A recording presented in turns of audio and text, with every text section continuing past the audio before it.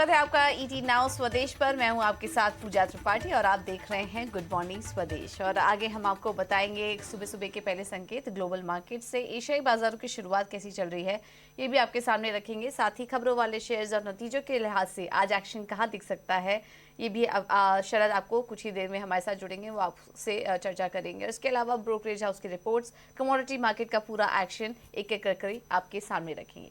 लेकिन सबसे पहले शुरुआत करते हैं इस वक्त एशियाई बाजारों से, और शुरुआत काफ़ी मिलीजुली देखने को मिल रही है। एक्सजीएक्स निफ्टी करीब 38 अंक नीचे दिखाई दे रहा है, लाल निशान में 18,290 के आसपास एक्सजीएक्स निफ्टी इस वक्त कारोबार कर रहा है।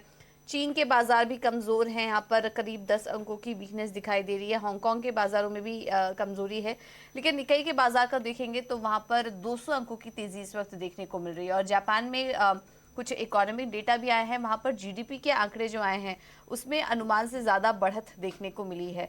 जो हम अनुमान कर रहे थे वो करीब पॉइंट अगर एशियाई बाजारों की बात करें तो हम करीब 0.7% की बढ़त का अनुमान कर रहे थे। उसके सामने जापान में जो जीडीपी के आंकड़ों में बढ़त हुई है सालाना आधार पर 1.6% की बढ़त देखने को मिली है। हालांकि दूसरी तरफ चीन में भी कुछ इकोनॉमिक आंकड़े आ रहे हैं, अनुमान से थोड़े कमजोर है, जिसके चलते वहां पर युआन जो है उनकी करेंसी वो अपने निचले स्तरों पर पहुंच चुकी है। तो एशियाई बाजारों से भी अपने क्यूज काफी सारे हैं, उस पर मार्केट रिएक्ट कर रहा है और एक्सजीएक्स निफ्टी भी इस वक्त इस वजह से लाल निशान में दिखाई दे रहा है। लेकिन ग्लोबल मार्केट्स में भी चिंता अब बनी हुई है, और अब जैसे जैसे 1 जून ये तारीख करीब आ रही है, डेट सीलिंग से जुड़े जो नेगोशिएशन हो रहे हैं, उनसे जुड़ी जो चर्चा हो रही है, अब उस पर नजर बनी हुई है। और उसी की वजह से मूड और माहौल खराब है, एक डर का माहौल बना हुआ है कि जैसे क्योंकि देरी हो रही है। और जेनेट येलेन भी हमने आपको कल ही बताया था कि उनका बयान आया था कि इस पर जल्द से जल्द फैसला लेना जरूरी है। ज्यादा डेडलाइन का वेट करेंगे तो एक डिसरप्शन का माहौल बन सकता है इकोनॉमी के लिए भी और इंटरेस्ट रेट्स के लिए भी। तो इस पर फैसला जल्द। और उसके पहले हम देख रहे हैं कि कल डाउ जोन्स में करीब 300 अंकों से ज्यादा की गिरावट देखने को मिली। एक और आंकड़ा आया कल, होम डिपोट के भी आंकड़े आए, ये रियल एस्टेट कंपनी है जिसके में कि जो फोरकास्ट था पूरे साल की गाइडेंस घटा दी है और नतीजे भी आए कमजोर थे, जिसके चलते 2% की गिरावट हमने देखी। और उसके चलते कल अमेरिकी बाजारों में दबाव दिखा।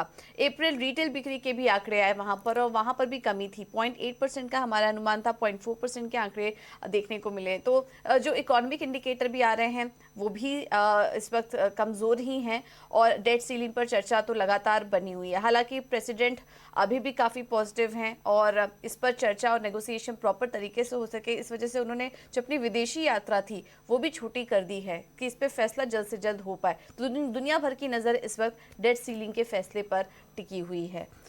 इस बीच काफ़ी सारे फेड ऑफिशियल्स के बयान भी आ रहे हैं। अगर कुल मिला के बात करें तो उनका यही कहना है कि ब्याज दरों में जो भी आगे बढ़त रहेगी उसको वो डेटा ड्रिवन रहेगी। आगे जो भी आंकड़े आएंगे उसको देखेंगे। और इस वक्त उनकी भी नज़र डेट सीलिंग में हो रहे नेगोशिएशन पर टिकी हुई है। वहाँ पर भी अगर हम फेड के चेयरमैन की बात करें तो उनका कहना है, कुछ ऑफिशियल्स का कहना है कि जो भी नेगोशिएशन है वो जल्द से जल्द हो जाए, वरना इंटरेस्ट रेट पर इसका असर पड़ सकता है।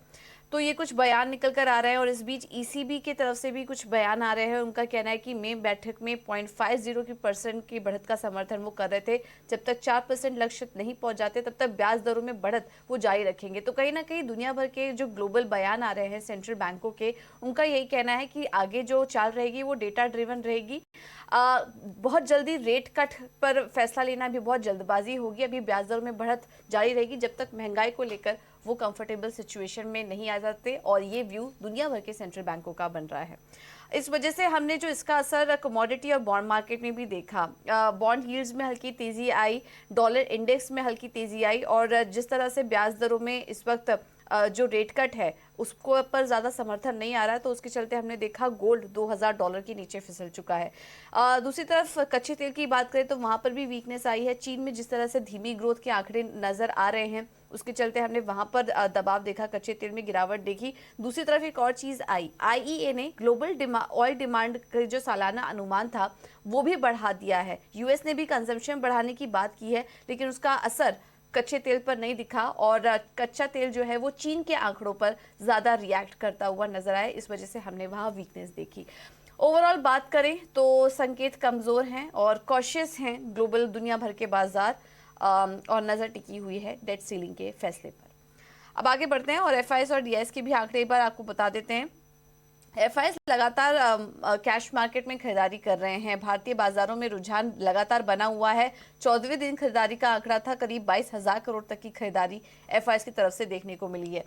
लेकिन वही दूसरी तरफ डीआईएस की तरफ से कैश मार्केट में बिकवाली हुई है, करीब 880 करोड़ से ज्यादा की बिकवाली का आंकड़ा है। कैश मार्केट में इंडेक्स फ्यूचर में 340 करोड़ की बिकवाली हुई है और इंडेक्स ऑप्शन में देखेंगे तो 17,413 करोड़ की यहाँ पर बिकवाली का आंकड़ा है एफआईएस का। ये देखिए ट्रेंड भी हम आपको दिखा रहे थे, लगातार 14 दिनों से एफआईएस खरीदारी ही कर रहे हैं। अब आगे बढ़ते हैं और जिस तरह के क्यूज मिल रहे हैं, और कल हमने देखा कि भारतीय बाजार, हम एक तरफ रिकॉर्ड स्तरों की बात कर रहे थे लेकिन उसके बाद ऊपरी स्तरों से एक प्रेशर आया, मुनाफा वसूली का सेशन हमने देखा कल भारतीय बाजारों पर हावी था। तो आज कौन कौन से लेवल्स इंपॉर्टेंट रहेंगे ये समझ लेते हैं, और हमारे साथ क्वांटिफाई कैपिटल के सौरभ सिसोदिया जुड़ चुके हैं फोन लाइन पर। Sir thank you so much ET now स्वदेश को समय देने के लिए। ग्लोबल क्यूज तो काफ़ी मिले जुले हैं और नज़र इस वक्त डेट सीलिंग के नेगोशिएशन पर ही पड़ी हुई है। अब ऐसे में भारतीय बाजारों को किस तरह से ट्रेड करना चाहिए, क्या लेवल्स आप वॉच कर रहे हैं? गुड मॉर्निंग पूजा। अगर निफ्टी बैंक की दोनों की बात करें तो कल के सेशन में एक ओपन इक्वल टू हाई बना था और वहीं से एक सेलिंग प्रेशर देखने मिला था। हालांकि ओवरऑल ट्रेंड पॉजिटिव है, बट मैं कंडीशनल ट्रेड लेना चाहूंगा।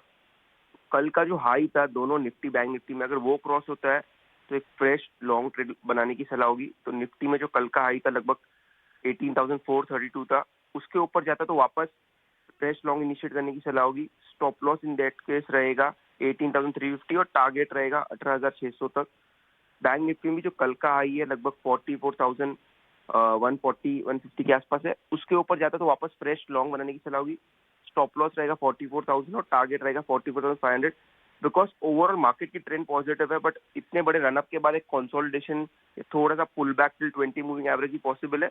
तो आई थिंक जो फ्रेश ट्रेड लेनी चाहिए ये ब्रेकआउट के बाद, बिकॉज बैंक निफ्टी का जो करंट 40,150 है, प्रीवियस हाई भी था, तो यहाँ से थोड़ा सा माइल्ड पुल बैक पॉसिबल है। तो इस लेवल के ऊपर ही वापस फ्रेश लॉन्ग बनाने की सलाह होगी। करंट लेवल्स पे पुल बैक या कंसोलिडेशन पॉसिबल है इन बोथ इंडाइसेस। ओके, तो कंडीशनल कॉल दी जा रही है कल के हाइस के आसपास निफ्टी या बैंक निफ्टी दोनों दिखे, उसके ऊपर जाता हुआ दिखे, तब यहाँ पर फ्रेश लॉन्ग बनाने की राय आपको दी जा रही है। कंसोलिडेशन का माहौल है, कल एक्सपायरी भी है और उस बीच हल्की मुनाफा वसूली भी हम देख रहे हैं, निफ्टी और बैंक निफ्टी दोनों में ही नजर आ रही है। तो ये कंडीशनल व्यू, टारगेट और स्टॉप लॉस भी आपको बता दिया गया है। इसके अलावा सौरभ, स्टॉक स्पेसिफिक रणनीति क्या सुझाएंगे आज? स्टॉक स्पेसिफिक सबसे पहले चोला फाइनेंस का जाना चाहूंगा। इस स्टॉक की अगर बात करें तो मोमेंटम काफी पॉजिटिव है, कंटिन्यूसली हाई राइज बना रहा है। इनफैक्ट कल के सेशन में भी स्टॉक ने लगभग एक न्यू 50 हाई मारा है। तो जिस तरीके से मोमेंटम में लग रहा है कि और बड़ी तेजी नियर डेज में देखने मिलनी चाहिए, तो इस स्टॉक में करंट लेवल पे बाइंग की सलाह होगी। तो स्टॉप लॉस रहेगा 1000 का रहेगा और टारगेट जो निकल के आ रहा है 1050 तक की तेजी नियर टर्म में देखी जा सकती है। और दूसरा पिक मेरा रहेगा औरो फार्मा। औरो फार्मा की बात करें तो स्टॉक का मोमेंटम काफी पॉजिटिव है, कंटिन्यूसली स्टॉक हाई राइज बना रहा है। इनफैक्ट कल के सेशन में स्टॉक ने एक कंसोलिडेशन के बाद जो उसकी एक रेंज थी प्रीवियस वीक की, उसको ब्रेक किया है। ऑन द डेली चार्ट एक बुलिश कैंडल पैटर्न बना है, उसकी वॉल्यूम्स काफी सपोर्टिव है। तो मुझे लग रहा है एक फ्रेश ट्रेंड कंटिन्यूएशन का सिंबल है और इसके बाद स्टॉक में और तेजी ऑन द अपसाइड देखी जा सकती है। तो 635 के स्टॉप लॉस से औरो फार्मा में खरीदारी की सलाह होगी और जो टारगेट निकल के आ रहा है 660 तक की तेजी इसमें नियर टर्म में देखी जा सकती है। ओके, ठीक है, थैंक यू सौरभ आपका ये जानकारी देने के लिए। तो औरोबिंदो फार्मा, चोलामंडलम इन्वेस्टमेंट, यहाँ पर आप नजर रख सकते हैं। औरोबिंदो फार्मा में 660 के लेवल्स के लिए खरीदारी करके चलिए। कल भी 4.5% की तेजी थी, आज भी आप यहाँ पर बाई ट्रेड ले सकते हैं। और चोलामंडलम इन्वेस्टमेंट भी अच्छा लग रहा है, यहाँ पर भी आप नजर रखिए। ओवरऑल मार्केट की बात करें तो ट्रेंड पॉजिटिव है, लेकिन थोड़ा कंसोलिडेशन देखने को मिल सकता है। निचले स्तरों पर अपने हाइस के आसपास आए तो फिर यहाँ पर खरीदारी करने की सलाह दी जा रही है, निफ्टी और बैंक निफ्टी दोनों में ही। चलिए अब आगे बढ़ेंगे और नतीजे और खबरों वाले शेयर्स भी एक बार समझ लेते हैं। शरद हमारे साथ जुड़ चुके हैं पूरी डिटेल्स के साथ। शरद गुड मॉर्निंग। सबसे पहले तो नतीजे वाले शेयर्स बताइए, कौन कौन से अहम नतीजे आए कल बाजार बंद होने के बाद? गुड मॉर्निंग पूजा। तो सबसे पहले भारतीय एयरटेल फोकस में रहेगा। इसके ओवरऑल देखा जाए तो नतीजे मार्जिनली वीक देखने मिले हैं। कंसोलिडेटेड रेवेन्यू और जो एबिटा के आंकड़े वो जो है थोड़ी सी एस्टिमेट से कम आए हैं। हालांकि पैट में जो है वन ऑफ देखने मिला था, इसलिए अबव एस्टिमेट्स रहा है। ARPU जो रहता है वो लगभग फ्लैट रही है 193 रुपीज़ जो है पर, लेकिन याद रखिए ये थोड़ी सी कम आई है अनुमान से। ओबरॉय रियल्टी की बात करेंगे अब। यहाँ पे largely weak set of numbers देखने मिले हैं। मार्जिन्स में भी थोड़ी दबाव आई है, लेकिन एक फंड रेज का भी अनाउंसमेंट हुआ है।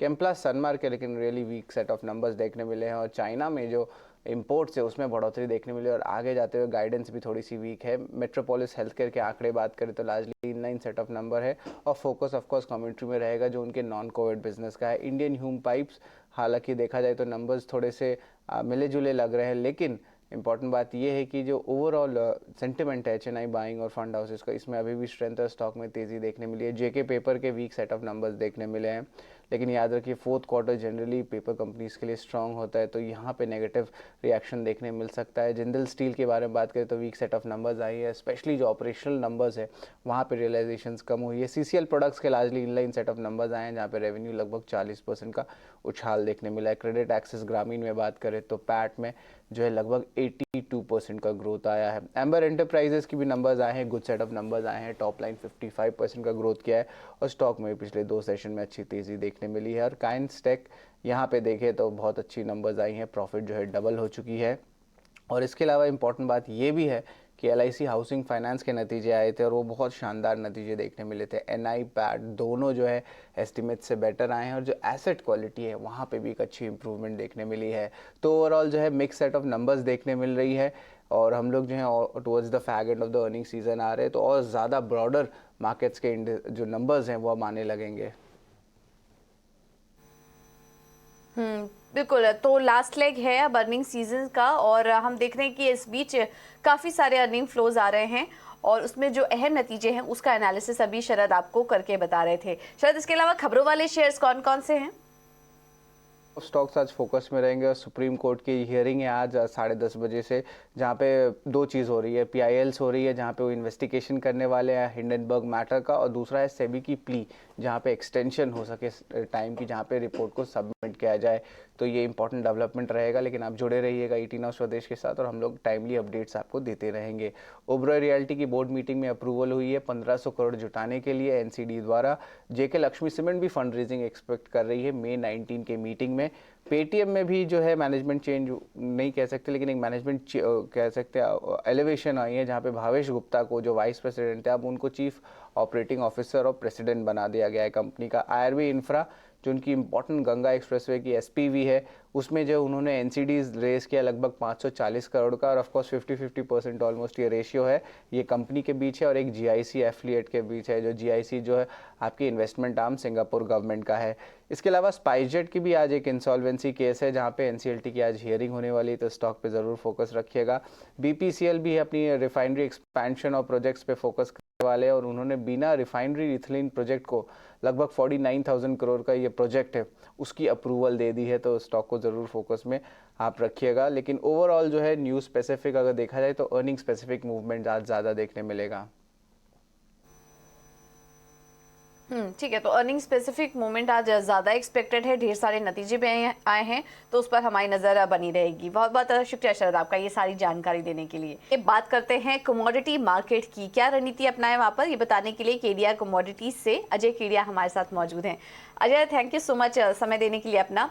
सबसे पहले तो सोने चांदी से शुरुआत करते हैं। कल $2,000 के नीचे भी फिसल चुका है सोना, यहाँ से क्या और गिरावट आप देख रहे हैं या फिर उन स्तरों से खरीदारी करनी चाहिए? वेरी गुड मॉर्निंग पूजा जी। डेफिनेटली अगर देखा जाए तो पिछले महीने में जो फेड के अपडेट्स आए थे उसके बाद ये चीज तो क्लियर है कि आगे इंटरेस्ट रेट हाइक इमीडिएटली नहीं होगा, जिसके चलते हमने गोल्ड में एक जंप जरूर देखा था 2080 का। टेक्निकली देखा जाए तो ट्रिपल टॉप बना हुआ है और कोई बड़ा इवेंट सामने है नहीं।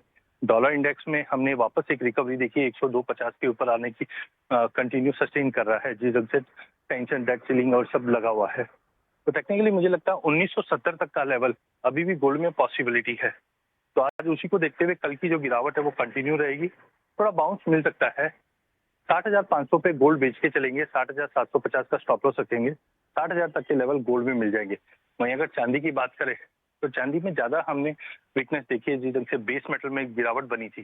तो चांदी के अंदर भी 73,000 पे बेच के चलेंगे बाउंस पे, 73,800 का स्टॉप लॉस रखेंगे, 73,500 तक के लेवल हम चांदी में भी देख पाएंगे। ओके, तो सोनी चांदी में गिरावट बढ़ सकती है, लेवल्स आपको बता दिए हैं, थोड़ा बाउंस आए, थोड़ा उछाल मिले तो वहां पर बिकवाली करिए, अभी और करेक्शन एक्सपेक्टेड है। कच्चे तेल में क्या करें, यहाँ पर तो हम देख रहे हैं कि दो बातें हो रही हैं। एक तो आईईए ने फोरकास्ट भी बढ़ा दिया है ऑयल डिमांड के लिए, वहीं चीन के जो डेटा है वो कमज़ोर आ रहे हैं, तो दोनों तरफ का यहाँ पर फैक्टर्स हैं। बट कच्चा तेल किस फैक्टर को इम्पोर्टेंस देगा और आप किस तरह की चाल आप देख रहे हैं क्रूड में? देखिए, ब्रांड में हमने देखा था $70 के सपोर्ट से मार्केट ने काफी अच्छा जंप लगाया। जिस ढंग से उम्मीद थी चाइना से कि स्टिमुलस आएगा और डिमांड बढ़ेगी, बट वैसा नहीं होने की वजह से अपसाइड थोड़ा कैप होते हुए जा रहा है। वहीं कल के सेशन में, परसों के सेशन में हमने एक बाउंस देखा था, यूएस एसपीडीआर होल्डिंग्स बढ़ाने की बात हुई थी, जिसके चलते प्राइसेस को एक सपोर्ट जरूर मिला था। But in all mix view होने की वजह से मार्केट एक दायरे में अटका हुआ है। तो कच्चे तेल में हमें कल एक स्टेबिलिटी दिखी थी, आज वो स्टेबिलिटी पे हम बिकवाली करके चलेंगे। तो 5850 के करीब बेचेंगे, 5940 का स्टॉप लॉस लगाएंगे, 5700 तक के लेवल हम कच्चे तेल में देख पाएंगे। ओके, तो मिक्स्ड व्यूज के बीच कच्चे तेल में बिकवाली करिए, इस रेंज को प्ले करने की कोशिश करिए सेल साइड के लिए। और बेस मेटल्स में मौके कहाँ हैं अजय? मेटल में हमने कल के सेशन में काफी बड़ा इरोशन होते हुए देखा। अगेन चाइना फैक्टर काफी इंपॉर्टेंट है, क्योंकि चाइना से हमने फैक्ट्री एक्टिविटी कंटिन्यू श्रिंक होते हुए देखी।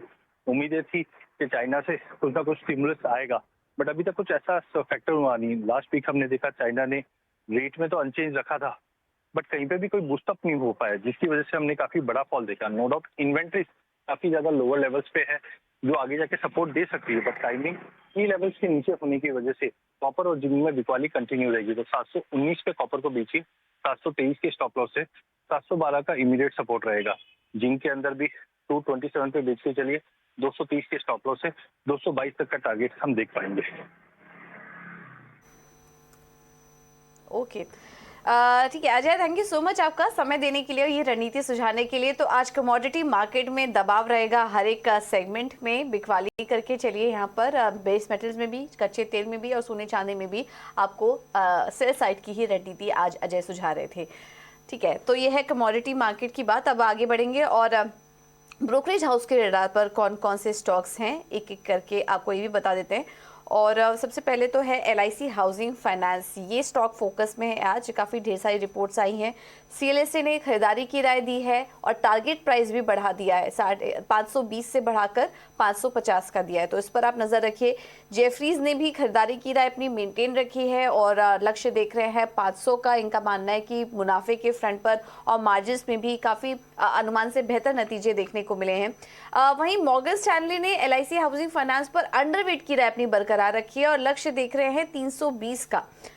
इनका कहना है कि दो लगातार एक दबाव के बाद ये क्वार्टर काफी अच्छा परफॉर्मेंस था, लेकिन आने वाले समय के लिए थोड़ा कॉशियस रहने की जरूरत है। वे मैनेजमेंट कमेंट्री पर नजर रहेगी, इस वजह से फिलहाल अपनी अंडरवेट की राय बरकरार रखे हुए हैं और 320 का टारगेट देख रहे हैं। मौजूदा स्तर से यहाँ पर गिरावट देख रहे हैं वो। तो काफी मिक्स्ड रिपोर्ट्स आई हैं LIC हाउसिंग पर।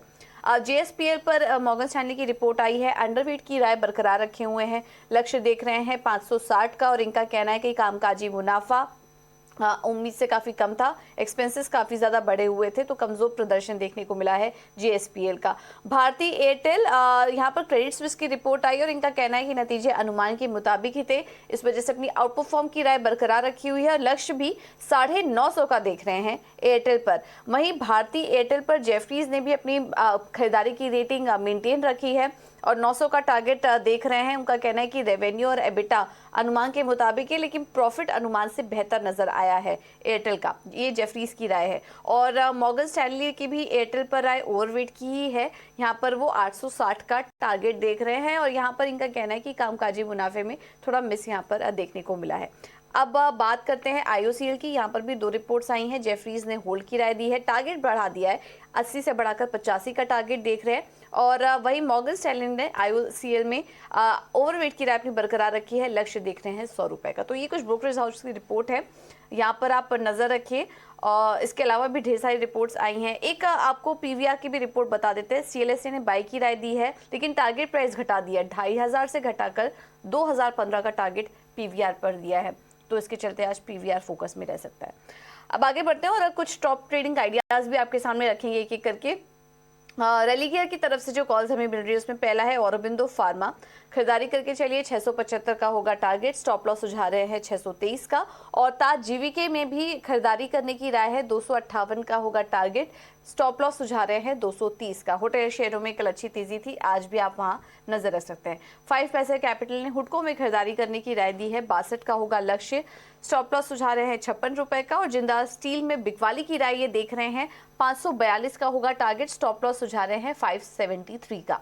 एंजल वन की तरफ से जो कॉल्स आई हैं उसमें पहला है कोफोर्ज, बाय कॉल दे रहे हैं 4355 के लेवल्स और स्टॉप लॉस है 4094 का। और इंडस टावर में इनकी खरीदारी करने की राय है, 163 का होगा लक्ष्य, स्टॉप लॉस सुझा रहे हैं 149 का। आगे बढ़ते हैं, कोफोर्ज पर कुछ और भी कॉल्स आ रही हैं। इसमें क्वांटिफाई की तरफ से जो कॉल्स हैं ये भी कोफोर्ज में ही खरीदारी करने की राय देख रहे हैं, 4355 के लेवल्स देख रहे हैं कोफोर्ज के लिए, स्टॉप लॉस होगा 4094 का। तो ये कुछ कॉल्स हैं, ज़्यादातर कॉल्स खरीदारी करने की ही साइड पर है। जिंदाल स्टील में बिकवाली की राय है, इस पर आप नजर रखिए। चलिए कुछ टॉप ट्रेडिंग आइडियाज आपके लिए। फिलहाल इस बुलेटिन में इतना ही।